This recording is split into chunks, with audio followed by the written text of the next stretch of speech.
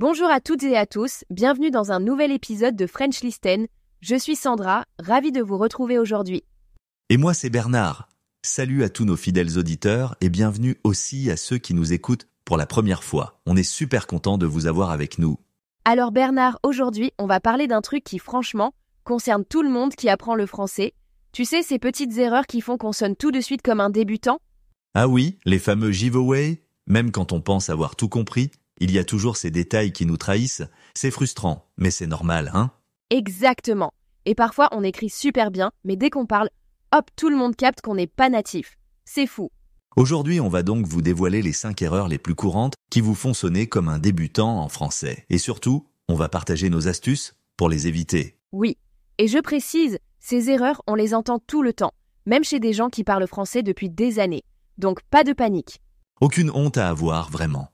Nous aussi, quand on apprend une langue, on fait les mêmes bêtises. C'est le jeu. Bon, on commence? Prêt Bernard?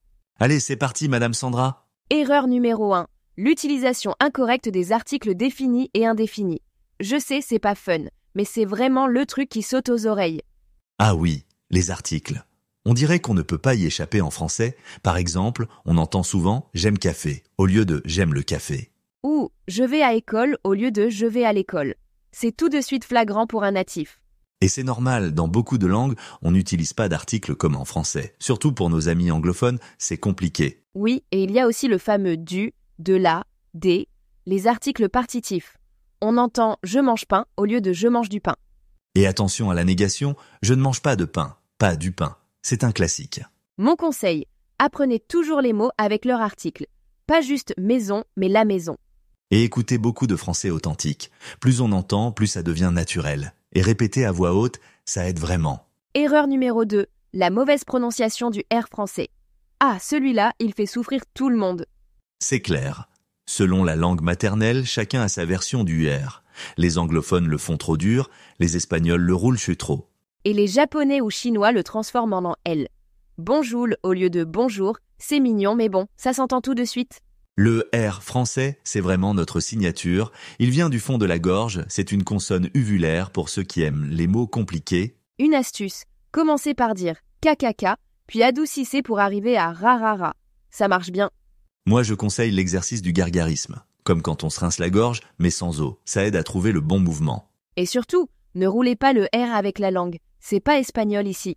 Et n'oubliez pas de le prononcer, même en fin de mot. Mieux vaut trop que pas assez, surtout au début. Écoutez, répétez, enregistrez-vous. Et soyez patient, ça vient avec le temps. Erreur numéro 3, les faux amis et les traductions littérales. Ah ça donne des situations parfois très drôles. Oh oui, genre, je suis excité pour dire I'm excited. Alors qu'en français, ça veut dire autre chose, hein? Il vaut mieux dire je suis enthousiaste ou j'ai hâte. Ou actuellement pour actually. En français, actuellement, c'est en ce moment, pas en fait. Et le classique assister à. En espagnol, assistir c'est aider, mais en français c'est être présent à. Et puis les traductions mot à mot, genre comment vieux êtes-vous au lieu de quel âge avez-vous? Ou ça fait du sens au lieu de ça a du sens. Et les expressions idiomatiques, n'en parlons pas. Il pleut des chats et des chiens. Non, il pleut des cordes. Pour éviter ça, méfiez-vous des mots trop similaires à votre langue et ne traduisez jamais mot à mot vraiment.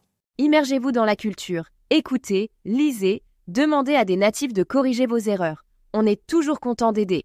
Erreur numéro 4. L'intonation et le rythme inadaptés. C'est subtil mais ça change tout.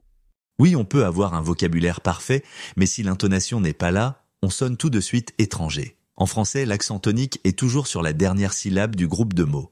Et l'intonation des questions. Tu viens ce soir? Avec la voix qui monte ou comment tu vas? Avec la voix qui descend. Le débit aussi, c'est important. Ni trop lent, ni trop rapide. Et les liaisons, les amis, un enfant, mais pas partout, attention. Pour progresser, imitez un locuteur natif, enregistrez-vous, regardez des films avec sous-titres. Et n'ayez pas peur d'exagérer au début. Oui, mieux vaut trop d'intonation que pas assez. Avec le temps, ça devient naturel. Erreur numéro 5. L'utilisation inappropriée des niveaux de langue. Le français a des registres très marqués et se tromper peut être gênant. Ah, tu vois, même moi je fais des erreurs. J'ai failli dire awkward tout à l'heure. Mais oui, c'est super important. On a le soutenu, le standard, le familier. Et souvent, les apprenants mélangent tout. Dire « salut » à son prof ou « vous » à un copain, ça fait bizarre. Ou utiliser bouffe dans un resto chic ou bagnole chez le concessionnaire. Faut adapter son vocabulaire au contexte. Et la grammaire aussi. En familier, on dit « je sais pas ». Mais en formel, il faut garder « je ne sais pas ». Observez le contexte, écoutez les autres, et si vous doutez, restez neutre. Et demandez si vous devez dire « vous » ou « tu », ça ne choque personne. Et lisez différents types de textes pour sentir les nuances. Journaux, littérature, BD, forums, tout est bon à prendre. On fait un petit récapitulatif ? Allez, erreur numéro 1, les articles mal utilisés. Apprenez les mots avec leur article et écoutez beaucoup de français. Erreur 2, la prononciation du R. Travaillez ce son depuis la gorge, pas avec la langue. Erreur 3, les faux amis et traduction littérale. Méfiez-vous des mots trop proches de votre langue et évitez la traduction mot à mot. Erreur 4, l'intonation. Imitez les natifs, enregistrez-vous et amusez-vous avec la langue. Erreur 5, les niveaux de langue. Adaptez-vous au contexte et quand vous doutez, restez neutre. Et surtout, rappelez-vous, ces erreurs sont normales. Ne vous découragez pas. Oui, l'important c'est de communiquer et de progresser. Même avec des erreurs, vous parlez déjà français, c'est génial. Beaucoup de francophones ne parlent qu'une seule langue, alors vous êtes déjà des champions. Et franchement, quand on entend ces erreurs, c'est souvent attendrissant. Ça nous rappelle nos propres galères en langues étrangères. Et la plupart des gens sont patients et compréhensifs. Osez parler, c'est comme ça qu'on apprend. Continuez à nous écouter, plus vous entendrez du français naturel, plus vous intégrerez les bonnes habitudes sans même vous en rendre compte. Et n'hésitez pas à nous écrire si vous avez des questions ou des idées d'épisodes. On adore avoir de vos nouvelles. Racontez-nous vos expériences, vos anecdotes, même les plus embarrassantes, on pourrait en parler dans un prochain épisode. Oh oui, ça serait super drôle. Et puis ça rassure tout le monde de voir qu'on n'est pas seul à faire des bourdes. Est-ce qu'on a oublié quelque chose ? Je crois qu'on a fait le tour. Ah si, soyez fiers de votre parcours. Apprendre le français, c'est pas facile, et vous faites un super boulot. Même si vous faites encore des erreurs, ça n'enlève rien à vos progrès. Continuez, c'est le plus important. Et puis, chaque erreur, c'est une occasion d'apprendre. On apprend tous comme ça, même nous. Bon, eh bien, c'est la fin de cet épisode de French Listen. Merci de nous avoir écoutés. Merci beaucoup à tous. On se retrouve la semaine prochaine pour un nouvel épisode. On va parler des expressions françaises qui n'ont aucun sens si on les traduit littéralement. Ah oui, ça va être drôle. Genre, il pleut comme vache qui pisse. J'ai hâte d'entendre la réaction des étrangers. Sandra, tu es terrible, mais oui, ça promet d'être amusant. Allez, à bientôt tout le monde. Continuez à bien travailler votre français et surtout, amusez-vous. Et n'oubliez pas, on apprend en faisant des erreurs. À la semaine prochaine. Salut Bernard, salut à tous. Au revoir Sandra, au revoir tout le monde. Ne partez pas encore. Regardez maintenant la deuxième partie de l'épisode, elle vous réserve encore plein de conseils utiles et de surprises. Et si ce podcast vous a plu, pensez à vous, s'il vous plaît, abonner et à cliquer sur j'aime pour nous soutenir.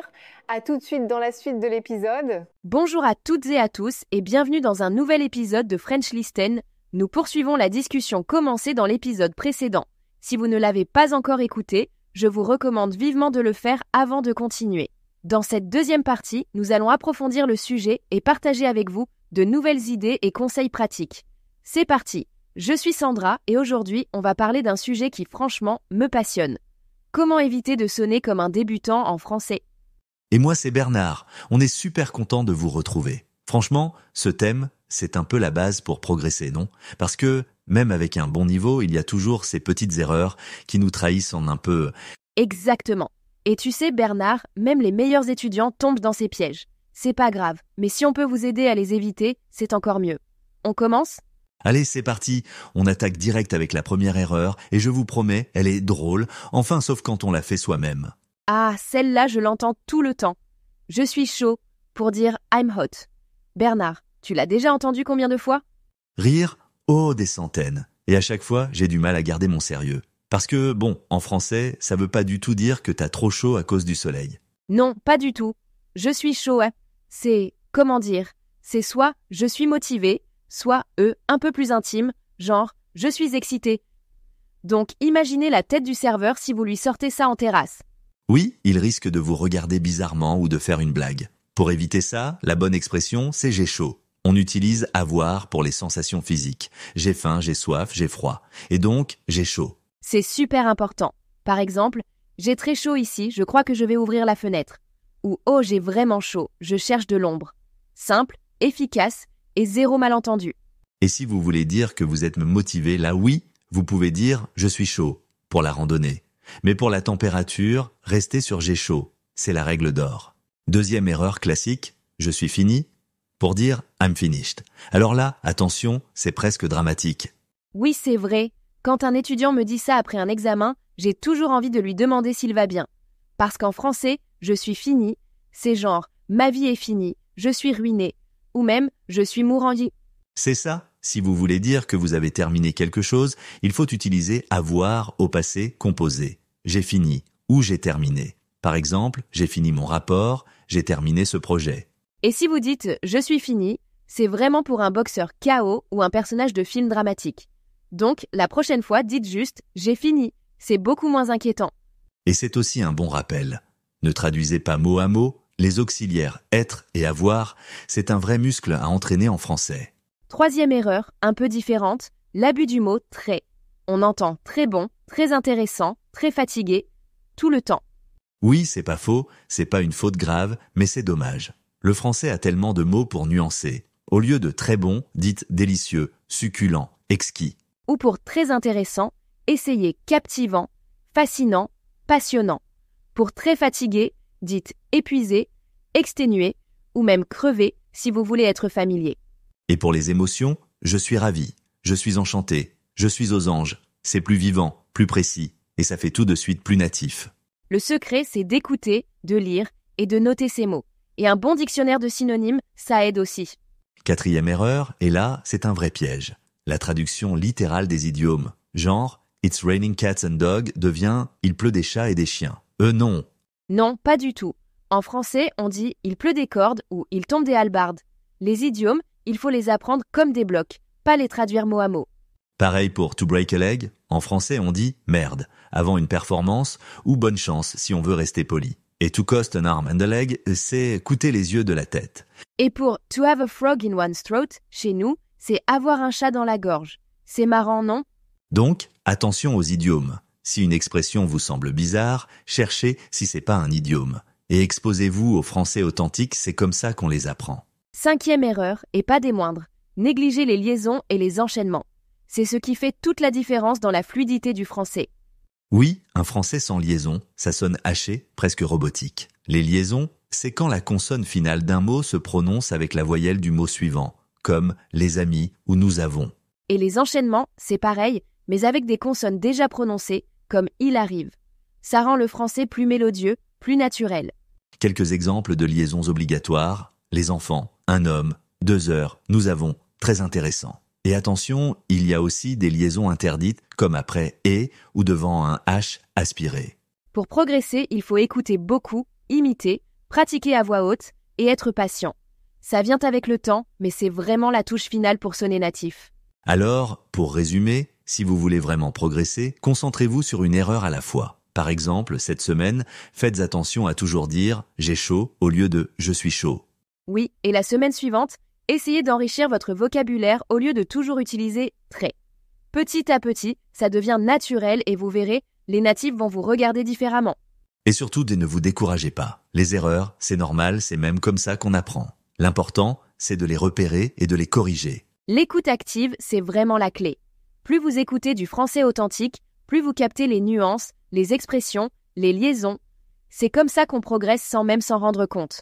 Oui, et n'hésitez pas à faire du shadowing, c'est-à-dire répéter en même temps que le locuteur. C'est un peu bizarre au début, mais c'est super efficace pour l'accent et la fluidité. Et puis, amusez-vous. Regardez des films, écoutez des chansons, des podcasts. Plus c'est varié, mieux c'est. D'ailleurs, si vous avez des questions, des doutes ou même des anecdotes sur des erreurs que vous avez faites, écrivez-nous, on adore lire vos messages et ça nous donne plein d'idées pour les prochains épisodes. Oui, vraiment, n'hésitez pas. Et si vous avez repéré d'autres erreurs fréquentes, partagez-les. On pourra en parler dans une prochaine émission. Bon, on arrive à la fin de cet épisode. On a vu ensemble 5 erreurs qui font sonner débutants et surtout, comment les éviter. J'espère que ça vous a donné des pistes concrètes pour progresser. Oui, et rappelez-vous, le but, c'est pas d'être parfait, mais de s'améliorer un peu chaque jour. Continuez à pratiquer, à écouter, à parler, même si c'est pas toujours parfait. Merci à tous d'avoir été avec nous. Si vous avez aimé, partagez le podcast, laissez-nous une note et surtout, revenez pour le prochain épisode. On a encore plein de conseils à partager. Merci Sandra, merci à vous tous et à très bientôt sur French Listen. Au revoir tout le monde et bonne pratique du français. Ne partez pas encore. Regardez maintenant la troisième partie de l'épisode qui vous réserve encore plus de conseils utiles et de surprises. Et si vous aimez ce podcast, n'oubliez pas de vous abonner et de cliquer sur j'aime pour nous soutenir. À tout à l'heure pour la suite de l'épisode. Bonjour et bienvenue. Aujourd'hui, on s'intéresse à une idée assez courante quand on apprend une langue. Vous savez, ces titres du genre 5 erreurs qui vous font sonner comme un débutant en français. Alors, on n'a pas de document précis sous les yeux, mais on va plutôt explorer ce que ce genre de titre, ce qu'il promet. Ce que ça révèle sur comment on perçoit la maîtrise du français. Notre mission, si on peut dire, c'est de décortiquer cette promesse. Qu'est-ce que ce cadrage nous apprend sur les marqueurs de fluidité et puis sur les pièges habituels pour ceux qui apprennent? C'est un peu comme chercher les raccourcis suggérés, quoi. Alors, par où commencer? Qu'est-ce que ce type de titre met en avant comme indice d'un niveau débutant? C'est quoi l'attrait de cette approche top 5 erreurs, finalement? L'attrait, il est assez clair, non? C'est la promesse d'une solution un peu rapide, une amélioration qu'on peut voir, qu'on peut cibler. Ces titres, ils suggèrent qu'en corrigeant juste quelques points précis, hop, on passe un cap, en tout cas dans la perception qu'on donne. C'est très séduisant comme idée. Oui, je vois. Et les erreurs qui sont visées, c'est souvent les mêmes en fait, parce qu'elles sont fréquentes, et puis elles s'entendent bien. On pense tout de suite aux faux amis. Ah oui, Par exemple, utiliser librairie pour bibliothèque. le grand classique. Exactement. Ou la prononciation, ça c'est énorme. Les lettres muettes qu'on prononce alors qu'il faudrait pas. Ou à l'inverse, les liaisons. Les liaisons obligatoires qu'on oublie. Dire ils ont sans le son zé, par exemple. Hmm. Et puis, bien sûr, les accords de base, genre nombre pour les adjectifs, ou alors la conjugaison des verbes piliers, être, avoir, aller. Ce qu'on utilise tout le temps. Voilà, des choses qui reviennent vraiment dans chaque phrase, ou presque. Et j'imagine qu'il y a aussi l'éternelle question du tu et du vous. On le voit souvent cité comme un piège. Ah oui, tout à fait, exactement. Le choix entre l'un et l'autre, ou même juste savoir quand passer de l'un à l'autre. C'est un marqueur social très fort en français. Faire une erreur là-dessus, même si tout le reste de la phrase est parfait grammaticalement, ça peut tout de suite signaler une méconnaissance de certaines conventions. C'est intéressant ça, parce que ces points, ils sont fondamentaux, c'est vrai, mais ils peuvent sembler moins complexes que, je sais pas moi, maîtriser le subjonctif par exemple. Pourtant, ce type de titre suggère qu'ils sont plus traitants. Pourquoi cette focalisation sur ces basiques plutôt que sur des règles plus avancées? C'est une excellente question, ça. Je pense que c'est lié à deux choses. La fréquence et l'impact immédiat. L'impact sur la compréhension et puis sur l'impression générale. Une erreur de conjugaison sur être ou une prononciation vraiment approximative d'un mot courant, ça perturbe la communication beaucoup plus directement qu'une subtilité concordance des temps, par exemple. D'accord. Ces erreurs de base, comme on dit, elles peuvent rendre le discours un peu haché, difficile à suivre, et elles donnent cette impression que la personne lutte encore avec les fondations même de la langue. Ça saute aux oreilles en quelque sorte. Donc l'idée, c'est que corriger ces points-là, ça aurait un retour sur investissement assez rapide pour mieux sonner. C'est ça. C'est l'idée derrière ce genre de guide, oui. En se concentrant sur ces erreurs qui sont très visibles, très audibles. On peut polir l'impression générale plus vite qu'en essayant de tout maîtriser d'un coup, surtout les aspects les plus complexes. Mais attention, il y a quand même un bémol. Ah. La fluidité, ce n'est pas juste l'absence d'erreur. Si on se focalise uniquement là-dessus, on risque d'avoir un discours très correct, certes, mais peut-être un peu mécanique. Ou hésitant, malgré tout. Je vois. Ce qui nous amène à la question suivante alors. Comment on dépasse ce stade de la simple correction? Parce que savoir qu'il ne faut pas dire je suis allé à la librairie pour emprunter un livre », c'est une chose. Oui. Mais l'éviter spontanément, en pleine conversation, sans y penser, ça, c'en est une autre. Absolument. C'est toute la différence entre la connaissance et l'automatisme. Et pour passer de l'un à l'autre, il n'y a pas de secret. Ça demande beaucoup d'écoute active, vraiment repérer comment les natifs utilisent ces formes. Et puis une pratique ciblée qui va au-delà des simples exercices de grammaire. C'est-à-dire? Mais s'enregistrer parler, par exemple, écouter des dialogues authentiques, répéter des tournures de phrases, essayer d'imiter le rythme, la mélodie de la langue. C'est un travail sur la musique du français, pas seulement sur ses règles. Et puis, il faut accepter de faire des erreurs pour apprendre. On est tous passés par là, on a tous mélangé des trucs au début, c'est normal. D'accord. Donc, si on devait résumer L'enseignement qu'on peut tirer de l'analyse de ce genre de ressources, ce serait que identifier et puis cibler quelques erreurs fréquentes, celles qui ont un fort impact. C'est une stratégie qui peut être valable pour améliorer rapidement la perception de sa compétence en français. Un peu comme un raccourci pour gommer l'étiquette débutant. C'est tout à fait ça. Mais il faut garder à l'esprit que la véritable aisance, ça va plus loin. Ça inclut le rythme, l'intonation, l'utilisation d'expressions idiomatiques aussi. Et surtout, la confiance. La confiance pour communiquer, même si ce n'est pas parfait. L'objectif final, c'est avant tout une communication qui soit naturelle, efficace, pas forcément une grammaire irréprochable à chaque seconde, quoi. Et pour laisser une dernière idée à creuser, si on met de côté les erreurs de grammaire ou de vocabulaire les plus évidentes, quel pourrait être cet élément subtil? Peut-être une pause au bon moment, une façon de lancer une phrase, une petite interjection courante, qui signale le plus fortement qu'une personne est non seulement correcte, mais vraiment dans le bain, vraiment intégrée dans une conversation en français.